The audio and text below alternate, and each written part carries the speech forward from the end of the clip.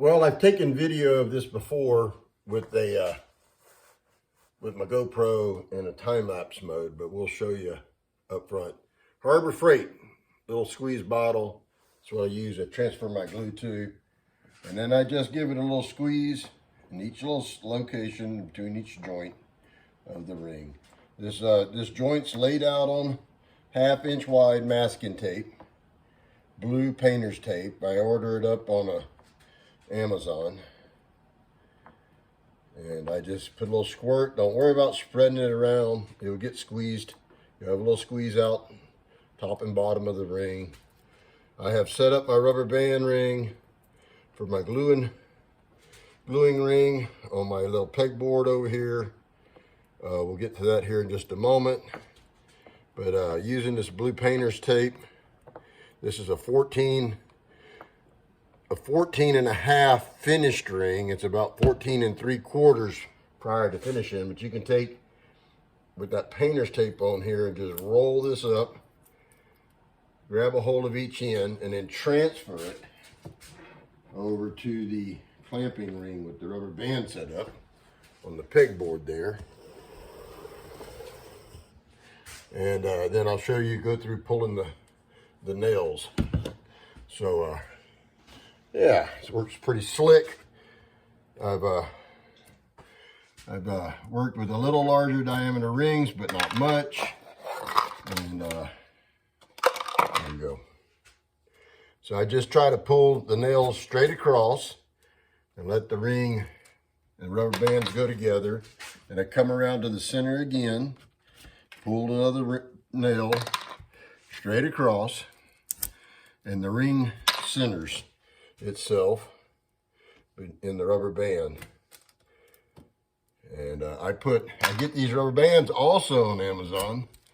They're made for holding trash bags, large trash bags and large trash cans and such.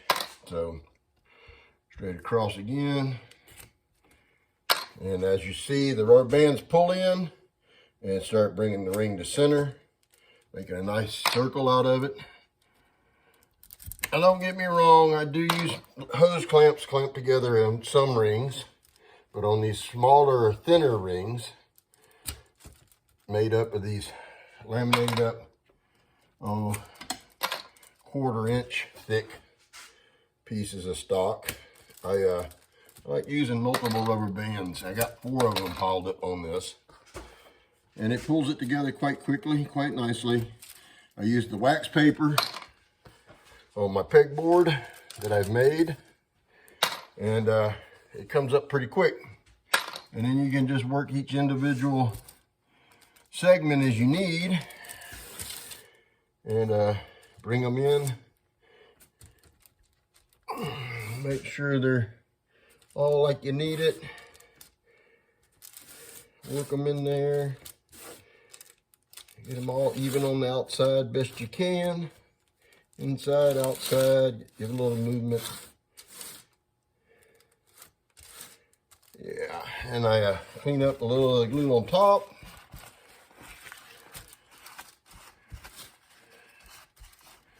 Wax paper, of course, is sacrificial that it's laying on. Blue painter's tape, sacrificial. And so this is a 18 segmented ring that is that are cut at angles at 10 degrees, I believe it was. And then 18 straight-sided non-angled segments for a total of 36. So anyway, and take a hammer. I do give it a little bit of force. Oh, one rubber band slid off. We'll make do. And we'll give it a little tap here. Make sure it lays flat. I'm not going to worry about that rubber band that comes loose. Not at this point of the game. It's got plenty of clamping force on it. And I transfer this to a spot over here. Transfer it off of this.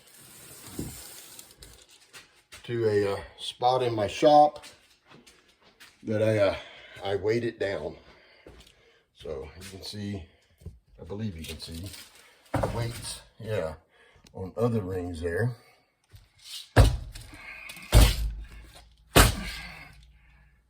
So there's other rings stacked under here with wax paper on it, and then I take and I'll transfer this to that piece like that. And I use the weights on it to keep them flat. A little more wax paper on that. And so there's 3 rings stacked under this. I had this 4-inch plywood from another project I was doing, so I cut it into little sheets to use for this, like that, and then I'll just stack the weight on it again. And that will keep them flat while they sit there and dry up some. Anyway, I take a hammer sometimes, and I just give it a little shock.